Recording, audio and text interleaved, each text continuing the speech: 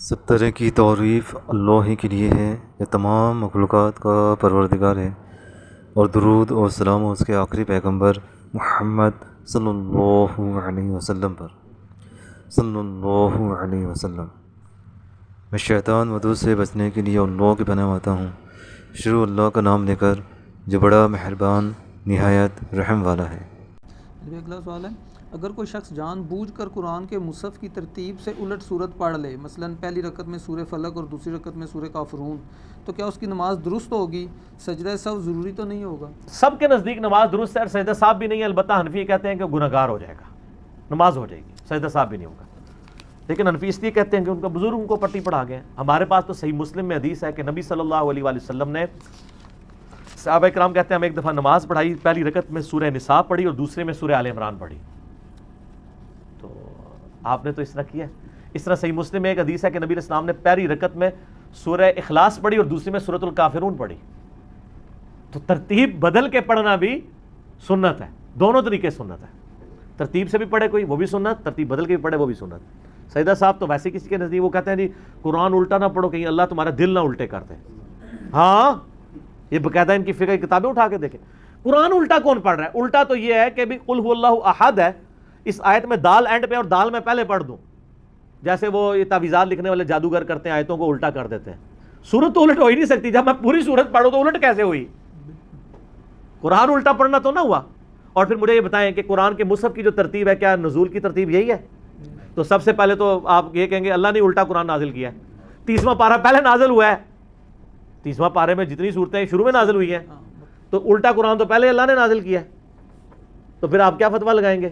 سب کی سب جہالت ہے، ان کی علمی جہالت ہے، کیونکہ علم کے نام پہ جہالت پھیلا رہے ہیں۔ سجدہ صاحب واجب نہیں ہوگا، سجدہ صاحب کن چیزوں سے واجب ہوتا ہے میں نے ڈیٹیل لیکچر دیا ہے، مسئلہ نمبر 92، آپ جا کے دیکھ لیں، یوٹیوب پہ لکھیں تو سجدہ صاحب کے 8 مقامات کون سے ہیں جن پہ سجدہ صاحب واجب ہوتا ہے، اور کون سے ایسے 5 مقامات ہیں جن پہ سجدہ صاحب واجب نہیں ہوتا، خام خواہ لوگوں نے بنایا ہوا ہے۔ آپ نے اکثر یہ بھی سنا ہوگا جی فرض کی تیسری اور چوتھی رکعت میں سورت نہیں ملا سکتے۔ بخاری مسلم ہے کہ نبی علیہ السلام فرض کی تیسری اور چوتھی رکعت میں کئی دفعہ سورت ملاتے تھے، اور صحابہ کہتے ہیں زور اور اثر میں آپ اونچی آواز میں سورت کی تلاوت بھی کر دیتے تھے 1-2 آیات، تاکہ ہمیں پتہ چل جائے کہ آپ تیسری چوتھی میں بھی پڑھ رہے ہیں۔ سر مجھے کہنے لگے پھر کہنے دینا کہ کتابوں کا خدا اور ہے اور بابوں کا خدا اور، بابوں نے آپ کو دین نہیں دیا جو کتابوں میں ہے، اور ویسے بابے ہے تو بڑے سیانے سمجھے، اسی لیے انہوں نے بخاری مسلم کا ترجمہ نہیں ہونے دیا 1000 سال کہ ڈش یارسن، یہاں حکومت رہی ہے نا، کہتے ہیں نا صوفیاء اور بزرگ اسلام لے کے آئے، اسلام تو آیا محمود غزنوی کے زمانے کا بھی جو افغانستان سے ہے، اس سے پہلے تو محمد بن قاسم کا بھی آ گیا تھا۔ 1000 سال تک کسی بزرگ نے بخاری کا ترجمہ کیا لوکل لینگویج میں؟ کیوں؟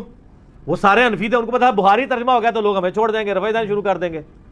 بخاری کا پہلا ترجمہ لوکل لینگویج میں 1920 میں ہوا ہے، آلموسٹ 100 سال ہوئے ہیں، اب 2019 چل رہا ہے نا تو 100 سال ہونے والے ہیں۔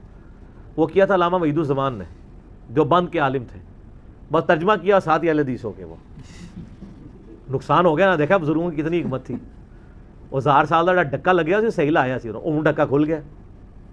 ایون قرآن کا ترجمہ نہیں تھے یہ لوگ کرنے دیتے۔ شاہ ولی اللہ دہلوی نے جب ترجمہ کیا وہ کہتے ہیں قرآن تو عربی میں تھا، اس نے فارسی میں لکھ دیا۔ 5 سال وہ چھپے رہے ہیں شہید ہونے سے بچنے کے لیے، ظاہر ہے اس کے پیچھے لگ گئے تھے لوگ۔ اب تو آپ کو بڑے مزے سے لوگ کہتے ہیں جی فلاں کا ترجمہ، یہ اعلیٰ حضرت کا ترجمہ پڑھیں، یہ شریف تھانوی کا ترجمہ پڑھیں، لیکن انیشیٹو جس بندے نے لیا ہے نا اس وقت ان لوگوں نے نہیں ہونے دیا۔ تو میں ایک معصومانہ سوال کرتا ہوں، آپ کہتے ہیں بزرگوں کی بڑی خدمات ہیں، ہم بزرگوں کی خدمات کو دین کے پیرائی میں دیکھیں گے نا۔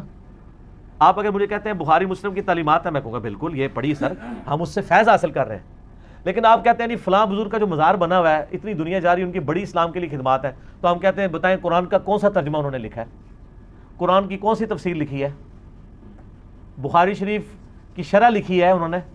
نہیں یہ تو نہیں کیا، تو کیا خدمت کی تھی ہے؟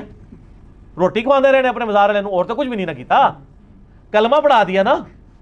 وہ تو بخاری مسلم میں حدیث ہے اللہ فاسق سے بھی دین کا کام لے سکتا ہے، اور میں آپ کو بتاؤں یہ مان رہے ہیں، یہ کہتے ہیں ہمارے بزرگوں نے اتنوں کو کلمہ پڑھایا۔ آج ڈاکٹر ذاکر نائک تو پبلکلی میڈیا کے اندر سینکڑوں ہندوؤں کو کلمہ پڑھا رہے ہیں، تو بریلوی دیوبندی کیوں نہیں ان کو اولیاء اللہ مان لیتے؟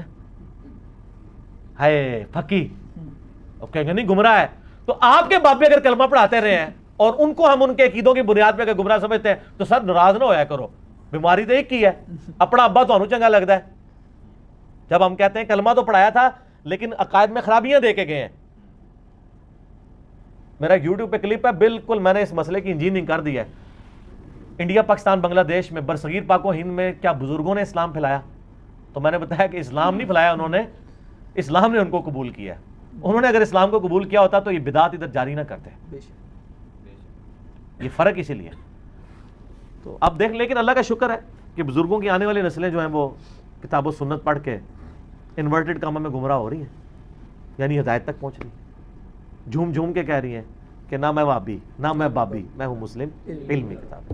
اللہ تعالیٰ سے دعا ہے جو حق بات میں نے کہی اللہ تعالیٰ ہمارے دلوں میں راسخ فرمائے، اگر جذبات میں میرے منہ سے کوئی غلط بات نکل گئی تو اللہ تعالیٰ ہمارے دلوں سے ہی معاف کر دے، ہمیں کتاب و سنت کی تعلیمات پر عمل کر کے دوسرے بھائیوں تک پہنچانے کی توفیق عطا فرمائے۔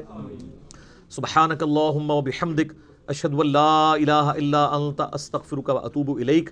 صلاۃ بر محمد و آل محمد، اللہم صلی علی محمد و علی آل محمد کما صلیت علی ابراہیم و علی آل ابراہیم انک حمید مجید، اللہم بارک علی محمد و علی آل محمد کما بارکت علی ابراہیم و علی آل ابراہیم انک حمید مجید۔ سبحانک اللہم و بحمدک، اشہد ان لا الہ الا انت، استغفرک و اتوب الیک، وما علینا الا البلاغ المبین۔ جزاکم اللہ خیرا۔